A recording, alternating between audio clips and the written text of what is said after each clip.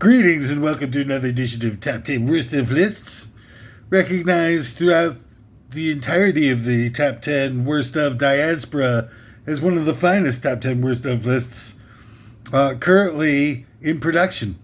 I'm your host for today's journey, adventure, if you will. My name's Jed Dye, and what a pleasure it is to be able to be here on such a momentous occasion. Today's Top 10 Worst of list is one of the finest I've ever been associated with. When I was reading it, I literally dropped my pants around my ankles and stood in awe of its magnificence.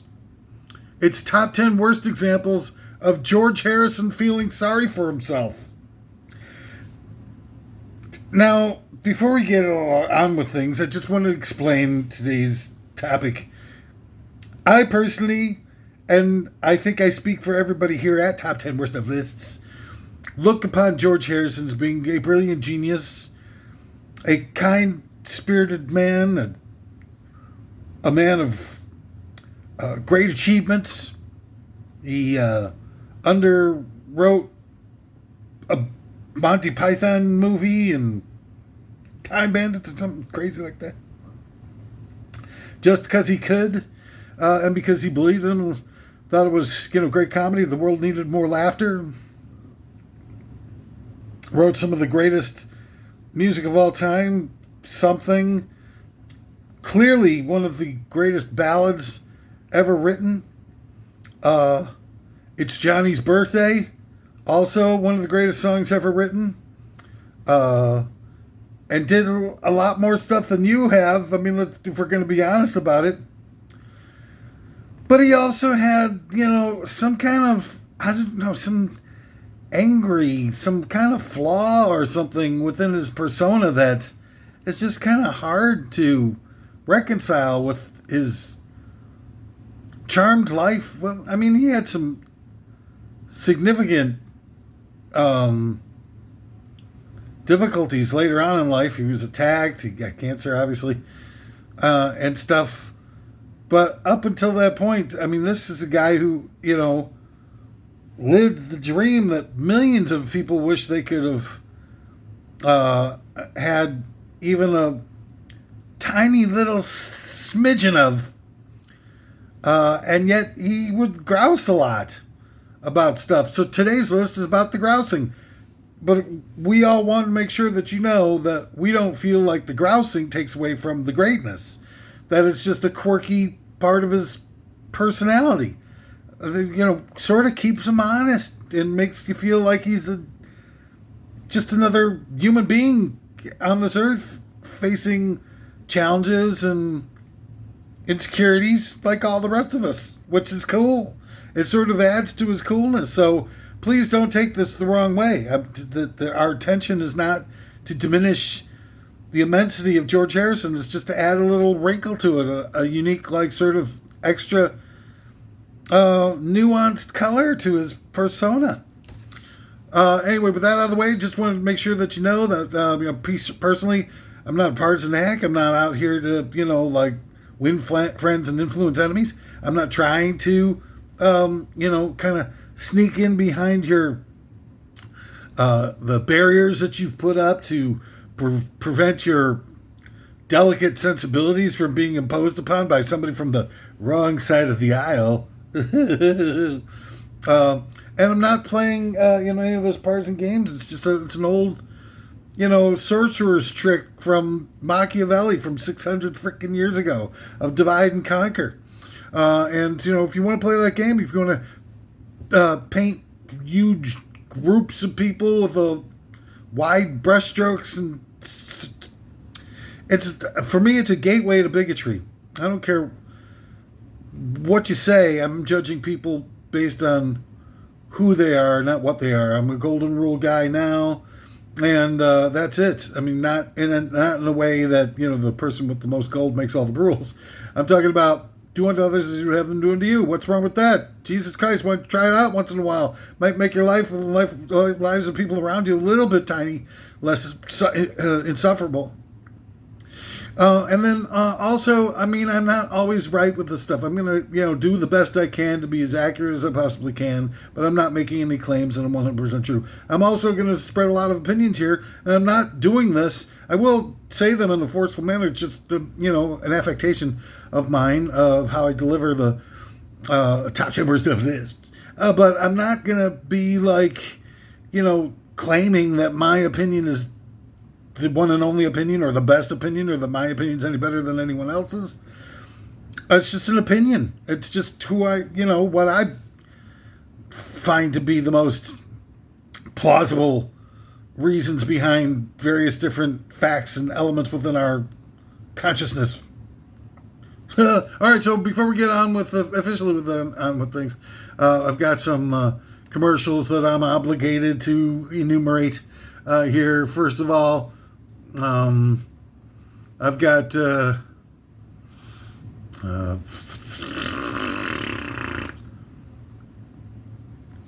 from the people who brought you Bed Bath & Beyond, now comes Sitz Bath & Beyond for the what you call it, Sitz Bath will change your life. God. Sitz Bath is the difference maker. It will take you from point A to point B in 0 to 60 in 3 seconds flat. Picture all the benefits of a animal with none of the muss and fuss. It's Sitz Bath & Beyond. Come get you some. And from the benevolent and totally not out to addict your children to nicotine fiends at Big Tobacco, now comes Smoko Puffs, which have twice the nicotine and 3 times the chemical additives of your average breakfast cereal, made specifically with Cuckoo for Smoko Puffs bird cartoon that turns kids on to the benefits and cool aspects of developing a hardcore nicotine habit prior to your 15th birthday. It's Smoko Puffs. And from the producers of the movie Smokey and the Bandit, now comes Smokey Robinson and the Bandit. It's Smokey Robinson from Motown fame doing stuff and chasing the bandit.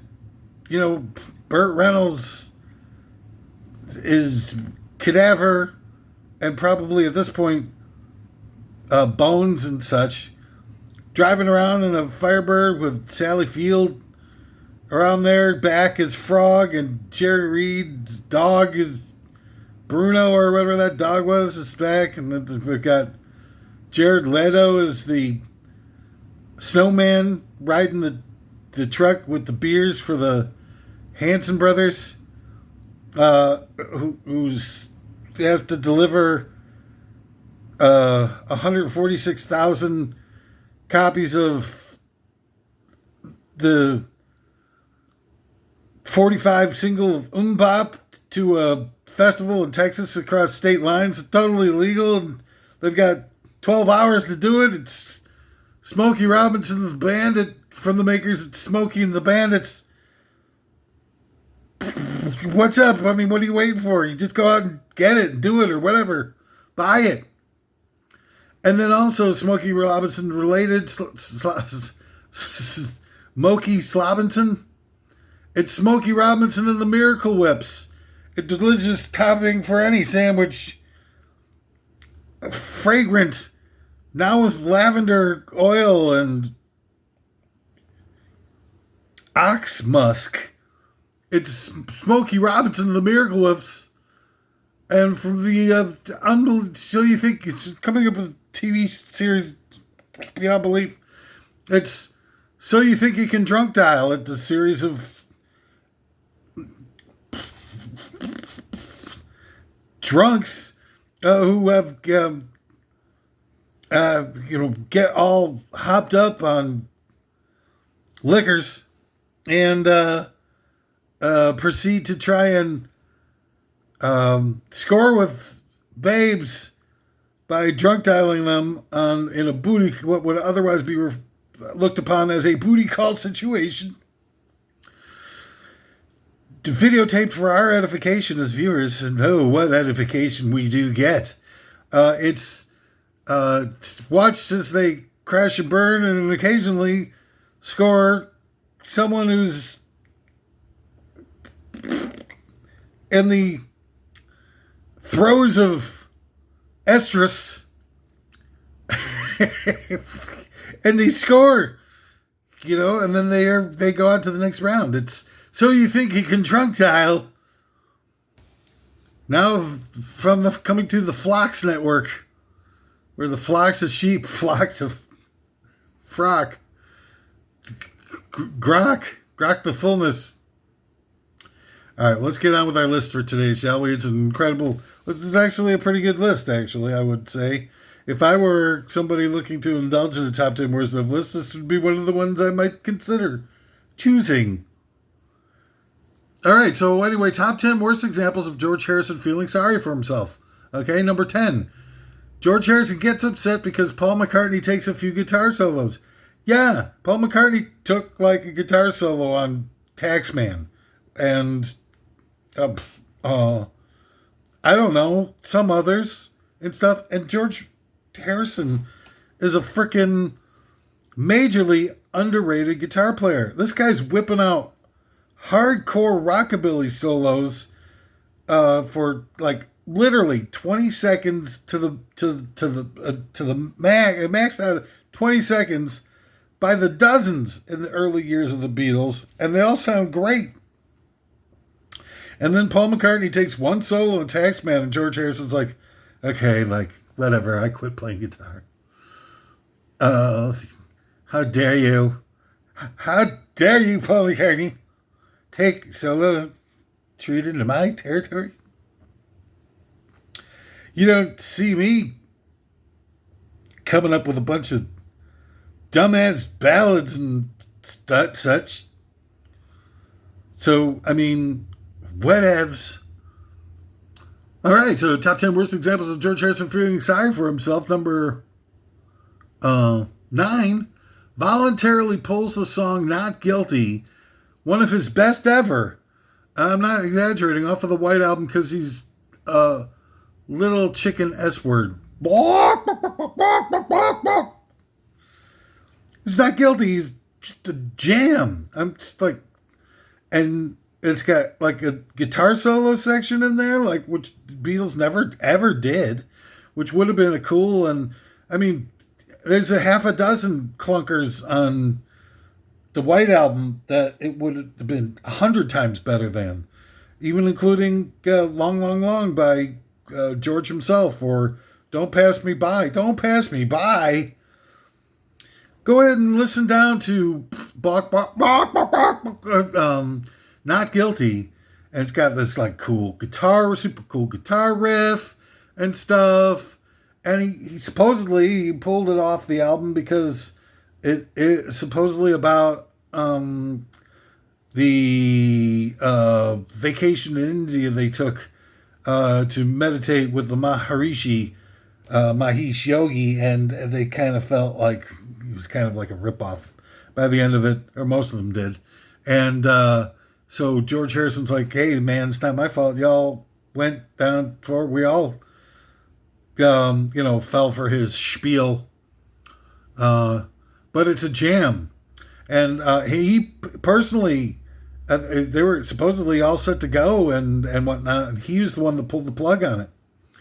I mean, you get rid of, Jesus Christ, Honey Pie, the song Honey Pie. I know that Paul McCartney was a, freak when it came to those little, sort of frolicking, old school pop number-ish types of big band era numbers and such. But Jesus Christ, how do you not kick Honey Pie to the curb and make way for Not Guilty? Listen to that stuff, man. It's hardcore.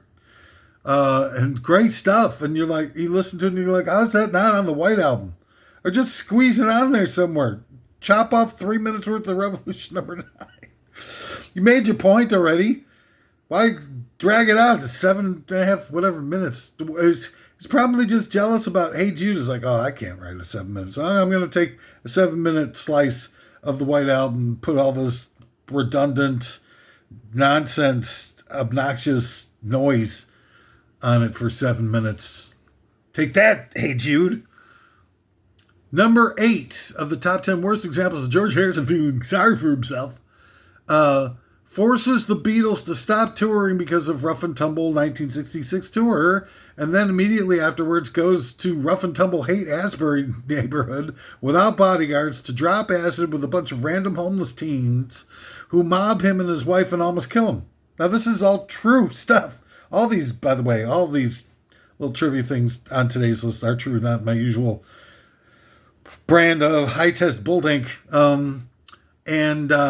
He did. No one could really blame him for wanting to stop touring in 1966 after all the, and I believe this to be COINTELPRO organized proliferation of the Bigger Than Jesus article, which was months old, and really, was taken out of context and spread right within hours before they landed for the 66 tour.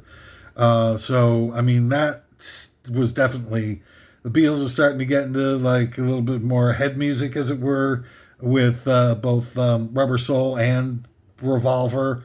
And the powers that be are like looking at this stuff going like, this is the most popular act in the history of mass media. And they're singing songs about Tomorrow Never Knows and Dr. Robert and Taxman and stuff.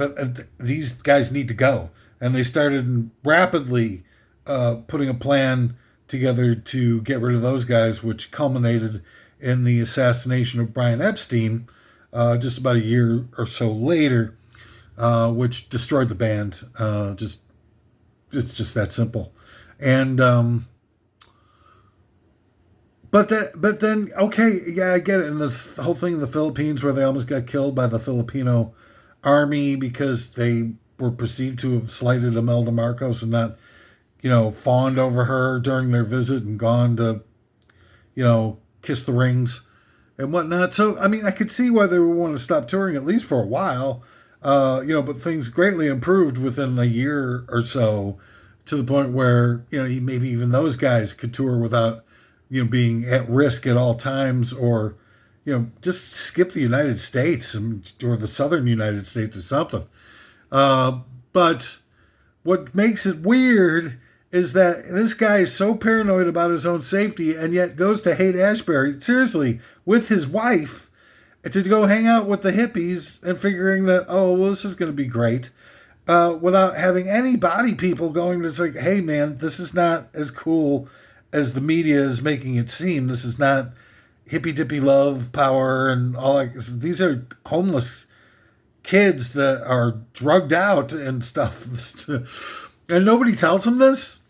But anyway, so it's like, okay, well, what's it going to be? Are you going to be like a risk taker and stuff like that? And drop acid with a bunch of derelicts? Or are you going to,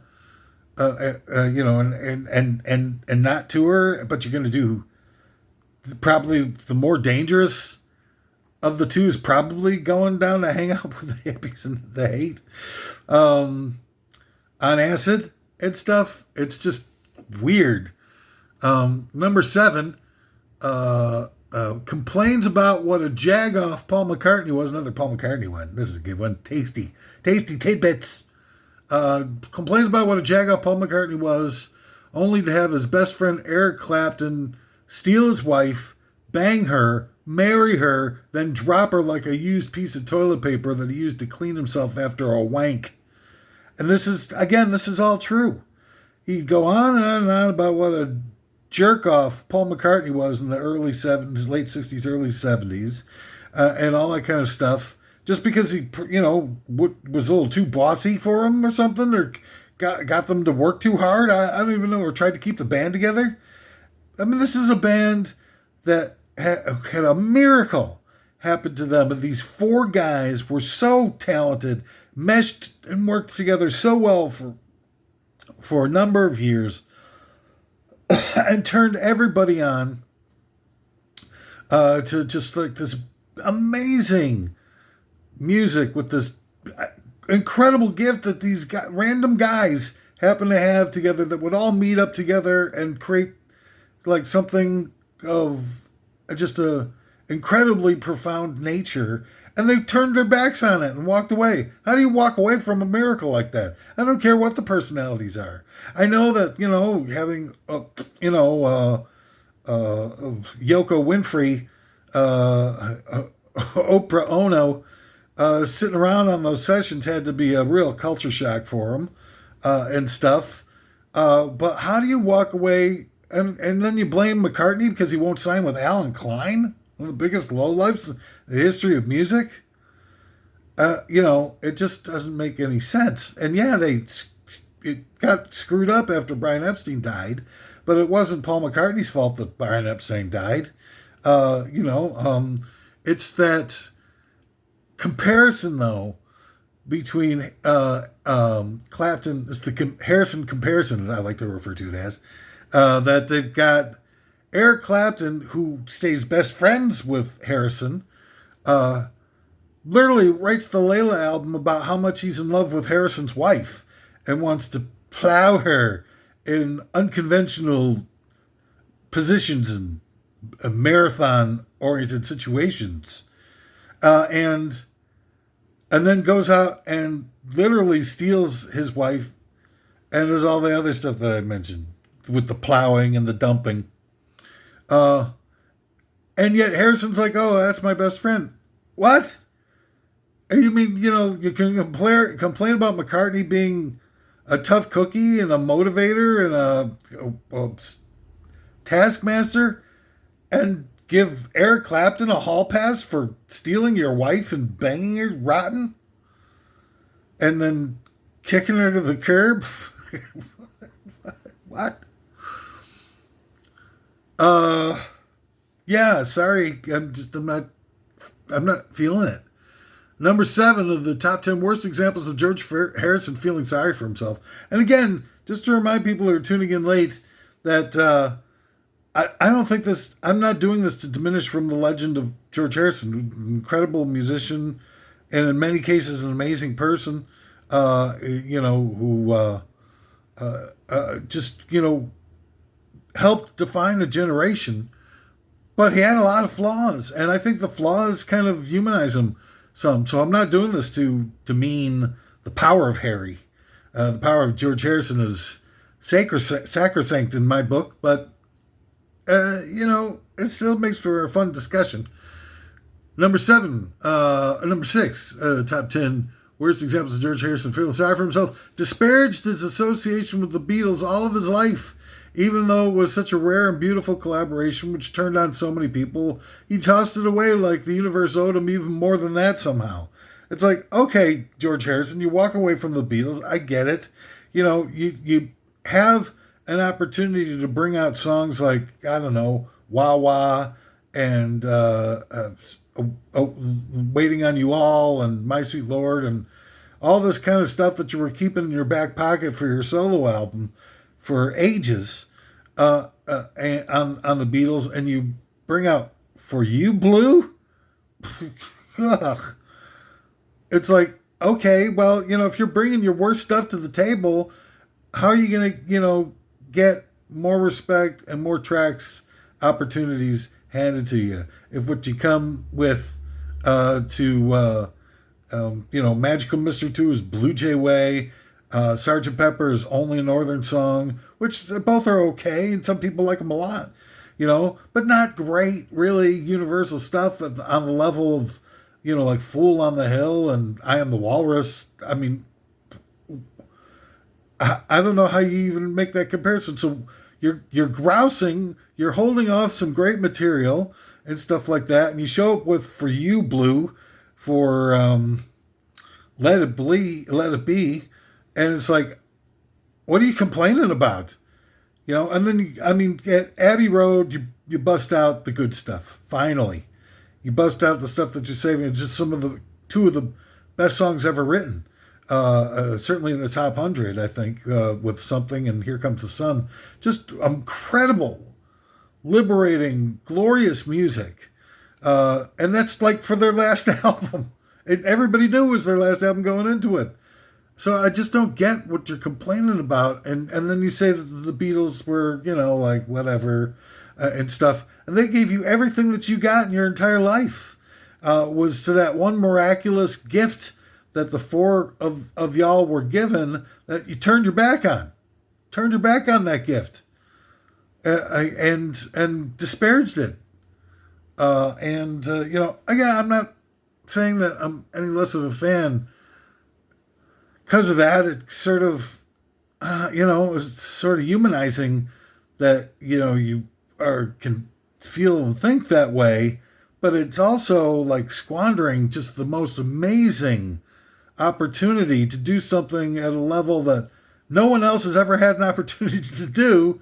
And how do you respond? You respond with For You Blue on Let It Be. Well, number 5 of the top 10 worst examples of George Harrison feeling sorry for himself is in part sponsored by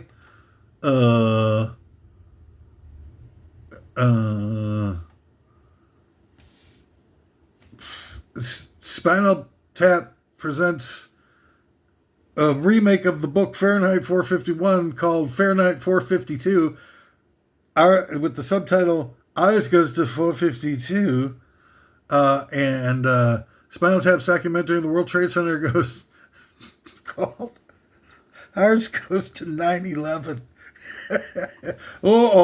Here comes the nasty cards and letters. All right, so anyway, let's get back to it. The top 10 list for today is top 10 worst examples of George Harrison feeling sorry for himself. Number 5, he writes a song in 1971 for Ronnie Spector called Try Some, Buy Some. Okay? Still working with Phil Spector at the time, and Ronnie Spector was his wife at the time, which she records the song Try Some, Buy Some with her husband Phil Spector as the producer, and it completely flops. I mean, Phil Spector is, by this point, is kind of semi-lost it when it comes to doing his own songs. He still has some hits with Harrison and Lennon, and then I think later with the Ramones he does okay. But, in terms of like Phil Spector songs, it's long over. The magic has evaporated away into the ether. But Harrison, remember, a guy who complained about, not having enough space allotted to him on Beatles albums, by his second solo album is so dry for material and so desperate at that point that he takes her vocal off of the mix for Try Some, Buy Some, records his own vocal on it as an overdub, and basically re-releases the song towards the end of side 2 on his, second solo album, Living in the Material World, as filler. It's weirdness. I would say, though, that Try Some, Buy Some is one of my favorite songs of all time. The internal bass line movement and melodious bass lines are so profound and moving. And, the verses are a little kind of, I don't know, it's the whole Try Some, Buy Some, drug connotations and stuff like that kind of limits the universality that the music calls out towards. It's the music to that song is so glorious, the melody and such, that, you listen to that song, it's just like, how did he do something so beautiful, so incomparable and unique? And this is the same guy who does For You Blue. For You Blue on Let It Be, right? Ugh. Number 4 of the top 10 worst examples of George Harrison feeling sorry for himself. During the recording of Sgt. Pepper, which George refers to as his least favorite Beatles album, He barely shows up, and the first song he submits is the completely self-negating, half-hearted, and depressing "Only a Northern Song," which the whole band hated. George Martin hated, and everybody was super unimpressed and immediately decided to toss it on the Yellow Submarine soundtrack, which at the time they all looked at as an underwhelming project that they were contractually obligated to United Artists to deliver, that they had no real interest in whatsoever. They didn't think that the animation was going to be any good. They were just like trying to, just fulfill their contracts and get out of Dodge. And as it turns out, it turned out to be a great movie that is enormous staying power and lasting cultural significance. And the soundtrack only has 4 new songs on it, and they're not, kind of somewhat half-assed. But I love all the 4 songs that they do. Well, 3 out of the 4. It's only a Northern song. Still, kind of but Hey Bulldog is their best riff rocker of all time. All Together Now is a great sort of. Remember, it's written for a kids' cartoon movie. And a lot of people think, well, this is another one of Paul McCartney's little show tunes or whatever. But I don't think so. I think it's a great kids' movie closer as they use it in the movie. I think it works out great. I think it's perfect. It doesn't have to be a masterpiece. It just needs to be a fun sing-along, which it accomplishes. And then It's All Too Much, and Harrison tune is tremendous. And super profound and fun, and it's a jam.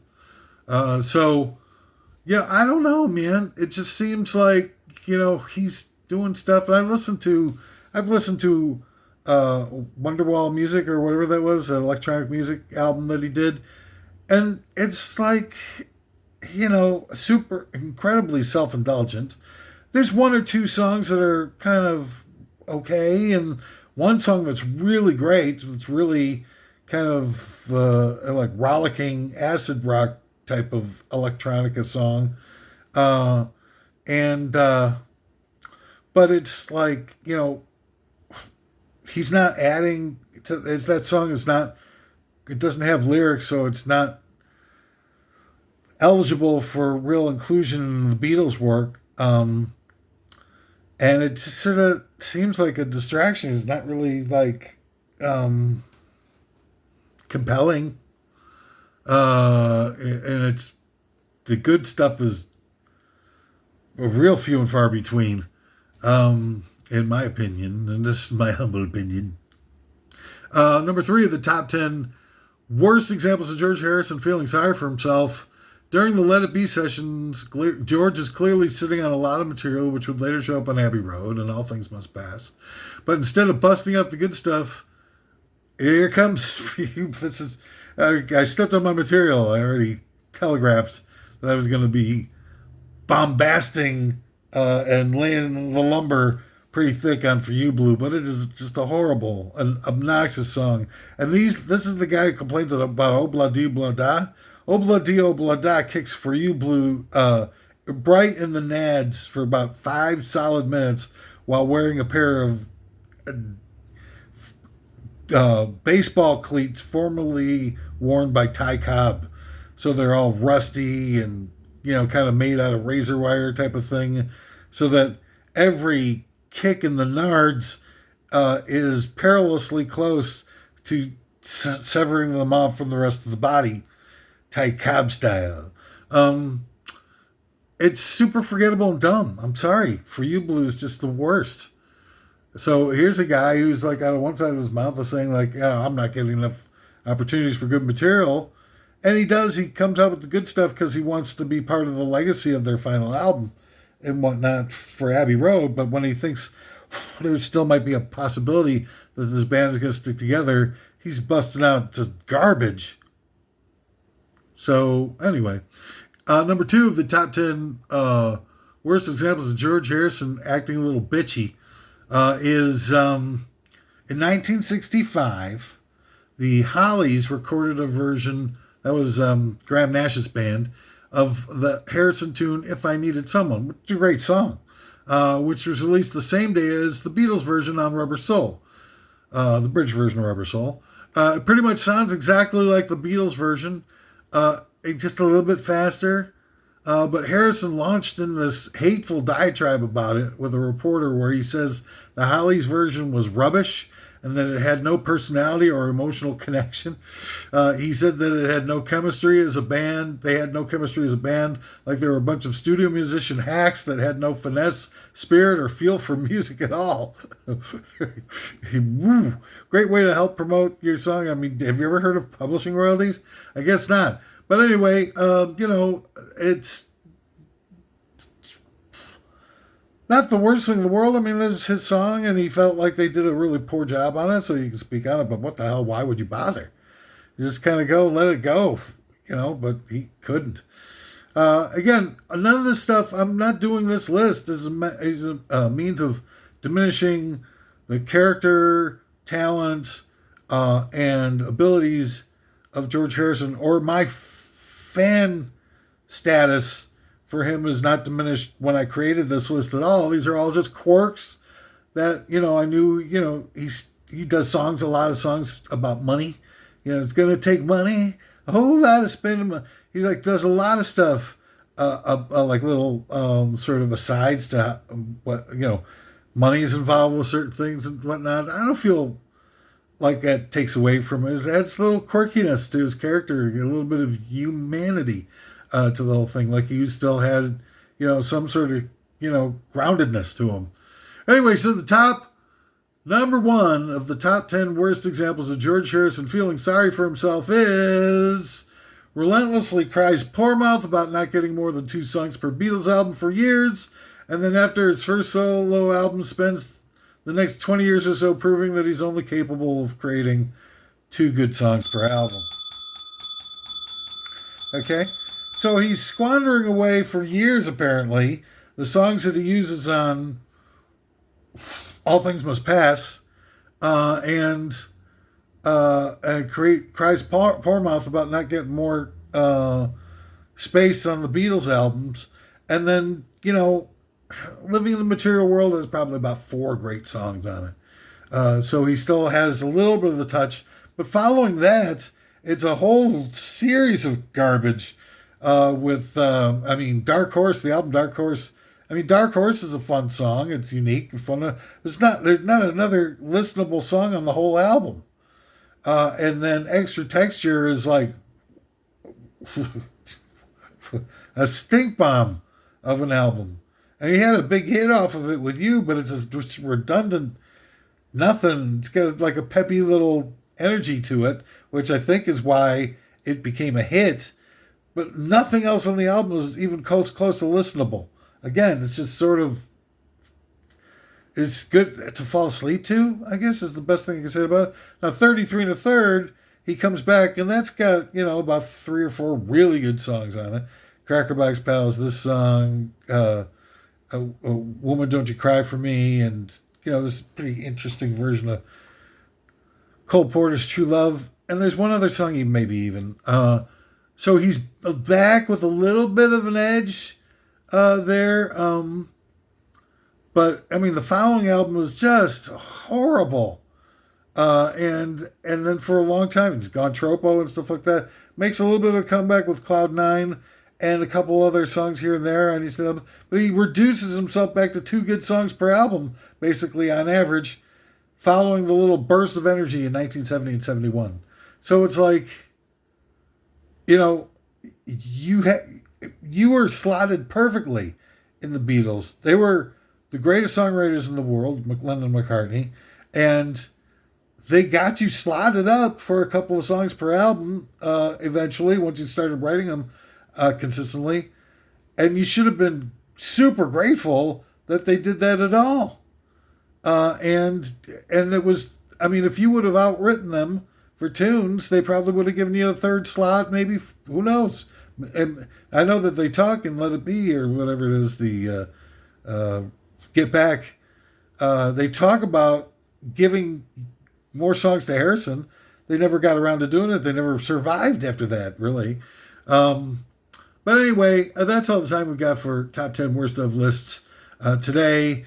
And again, just to remind you one final time, that I don't do this. This list isn't about disparaging George Harrison. I love George Harrison. I think he's one of the greatest musicians of all time. And I am sorry that he felt so put out by the Beatles stuff and the little baggage that he apparently took with him about that experience. And it's a real shame that they didn't figure out a way to keep going because they clearly could have squeezed another 4 or 5 tremendous, earth-shattering albums throughout the 70 through about 75 or so, based on the solo material that they kicked out between the 4 of them at that time. And, but what a gift it was while it was still around. So just a quirky guy. And that's all this list is about. Anyway, thanks for listening. Thanks for being a part of Top 10 Worst of Lists. Oh, before I go, I know we've gotten a lot of cards and letters about my recently perfected... you know it's coming, don't you? Jesus Christ, stupid pieces of garbage. You know it's coming. It's the new Don Corleone, Marlon Brando imitation.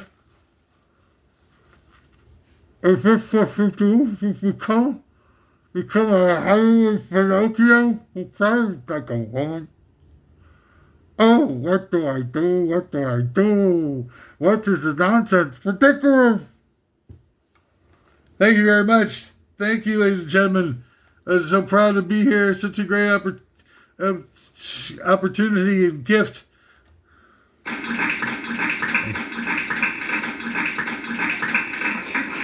Yes. Tuning in next time tomorrow, in fact, for another edition of Top 10 Worst Stuff, where the Top 10 Worst Stuff list portends to be Top 10 Worst Times to use a frozen banana as a flotation device. Thanks for tuning in. And one more thing.